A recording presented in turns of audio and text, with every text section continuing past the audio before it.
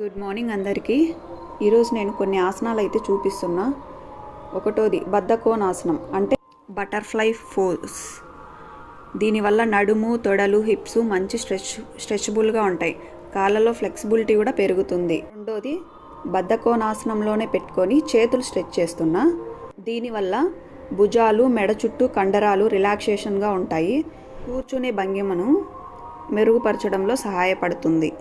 మూడోది అర్ధ పద్మాసనం అంటే హాఫ్ లోటస్ పోజ్. దీనివల్ల హిప్స్, మోకాళ్ళు, తొడలకు స్ట్రెచబుల్గా ఉంటాయి. ఇలా చేయడం వల్ల మెడ నొప్పులు తగ్గి థైరాయిడ్ సమస్యలు ఉన్న వాళ్ళకు కూడా కొంచెం యూజ్ అవుతుంది. నాలుగోది సీటెడ్ ఫార్వర్డ్ బెండ్. దీనివల్ల శరీర ఫ్లెక్సిబిలిటీకి సహాయపడుతుంది. ఇలా చేయడం నాకు రాదు నిజంగా, కాళ్ళు అయితే వంగవు.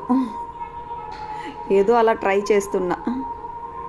డైలీ ట్రై చేస్తే కొంచెం బెటర్. ఇంకా లాస్ట్ వన్, ఐదోది పద్మాసనం లోటస్ పోజ్.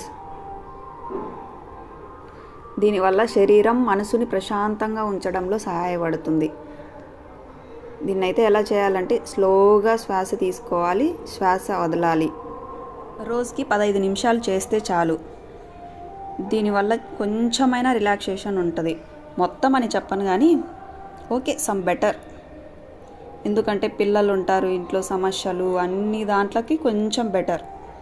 ఈ ఆసనాలు అయితే రెగ్యులర్గా చేయాలండి, లేదంటే బాడీ పెయిన్స్ వచ్చేస్తాయి ఒకరోజు చేసి రెండో రోజు చేయకపోతే.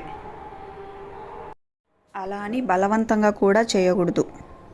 నేనైతే డైలీ ఇంట్లోనే చేస్తున్నాను కానీ ఇప్పుడైతే డైలీ మా మోక్షిత్ని స్కూల్ బస్ ఎక్కడానికి వస్తున్నాము, అందుకని చెప్పి పార్కుకి వెళ్ళి చేస్తున్నా. ఎలాగో ఎండ కూడా పడుతుంది కదా అని. ఇంకా ఇదైతే ఇలా చేస్తే నడుములు బాగా వంగుతాయి అన్నమాట.